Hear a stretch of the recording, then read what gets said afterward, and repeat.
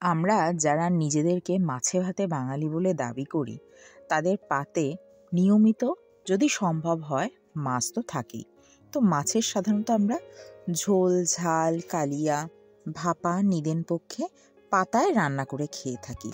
কিন্তু আজকে আমি বড় মাছ দিয়েই একটা পদ করে দেখাবো, কিন্তু একেবারেই অন্য উপায়। খেতে যে কি অসম্ভব ভালো হয়েছিল, তাই আপনাদের সাথে শেয়ার করার লোভটা আর সামলাতে পারলাম না। এনিওয়ে, নমস্কার বন্ধুরা, পিঙ্কির আহারের দরবারের আর একটি নতুন পর্বে আপনাদের সকলকে স্বাগত জানাই। দেরি না করে বরং আজকের এই সুন্দর রেসিপিটা আপনাদের সাথে শেয়ার করি।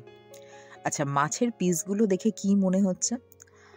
এটা কিন্তু আমার দোষ না বা আমাদের বাড়ির কারুর দোষ না। যে আমাদের মাছ দিতে আসেন উনি ভীষণ ভালোবেসে আমাদের এত টুকরো টুকরো করে কেটে দিয়েছেন। তো এই টুকরো টুকরো মাছ দেখেই আমার এই আইটেমটার বা এই পদটার কথা মনে হলো। এখন ভাবলেন, তোমাদের মাছালা তো এক কাজ করেইছে, তার সঙ্গে আবার তুমি আবার শুরু করেছো আরও কুচাচ্ছ।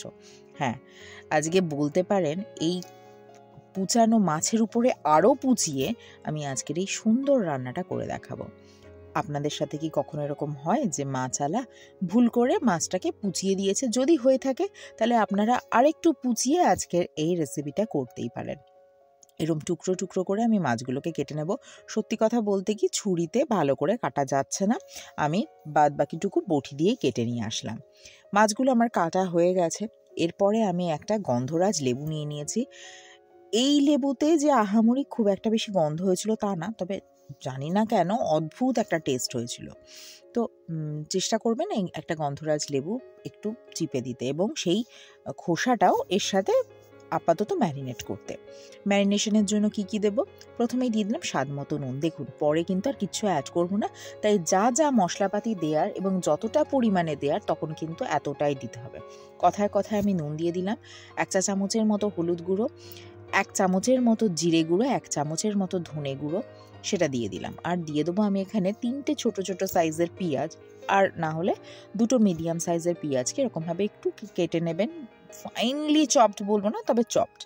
আর দিয়ে দিলাম 1 টেবিল চামচের মতো আদা রসুন একটু গ্রেট করা, আর একটু বেশি করেই সর্ষের তেল দিয়ে দিলাম। এখানে আমি না হলেও 20 ml মতো সর্ষের তেল দিয়ে দিয়েছি।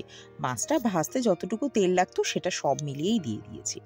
দিয়ে এবার খুব ভালো করে এটাকে মেখে নেব। বেশ ভালো করে, মানে যত সুন্দর করে মাখা হবে বা ম্যারিনেশনটা যত সুন্দর হবে, এই রান্নার টেস্ট কিন্তু ততটাই সুন্দর হবে। যাক, কথায় কথায় কিন্তু আমি খুব ভালো করে এটাকে মেখে নেব।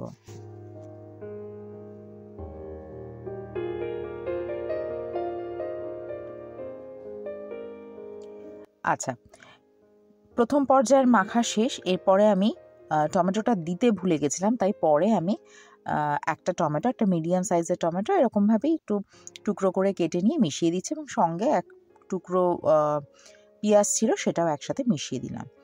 এরপরে ওর সাথে মিশিয়ে আমার লঙ্কা মাখার ক্ষমতা ছিল না, সে সাহসও ছিল না, তাই আমি পরে সব কিছু মাখা হয়ে যাওয়ার পর লঙ্কাটাকে দিয়ে আলগা হাতে একটু মাখিয়ে নিলাম।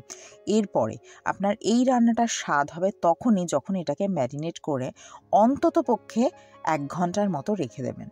যত বেশি সময় রাখবেন দেখবেন এর রান্নার স্বাদ হবে তত বেশি। তো আমি এটা পরপর দেখিয়ে দিলাম ঠিকই, কিন্তু আমি 1 ঘন্টা পরেই রান্না করছি। আর রান্না করার জন্য আমি কড়াইতে দিয়ে দিলাম কিছুটা অল্প পরিমাণে সর্ষের তেল, তার মধ্যে জিরে দিয়ে দেবো একটু ফোড়নে, আর যে লেবুর খোসাটা রয়ে গেছিলো সেটা আমি তুলে নিলাম। নিয়ে এবারে ভালো করে নাড়াচাড়া করে একেবারে হালকা ফ্লেমে আমি এটাকে ঢাকা দিয়ে দেব।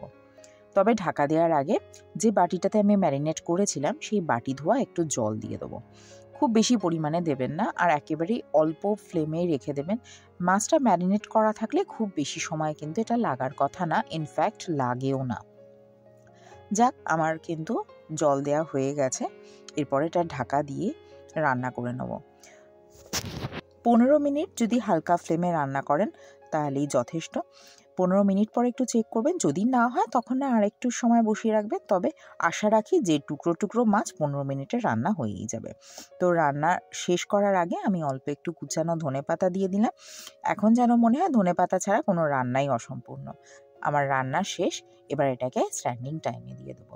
চলুন পরিবেশন করি। আজকের এই চটজলদি রান্নাটা আপনাদের কেমন লাগলো অবশ্যই করে জানাবেন। আর যদি ভালো লেগে থাকে, যদি রান্না করেন, বিশ্বাস করুন ভালো লাগতে বাধ্য।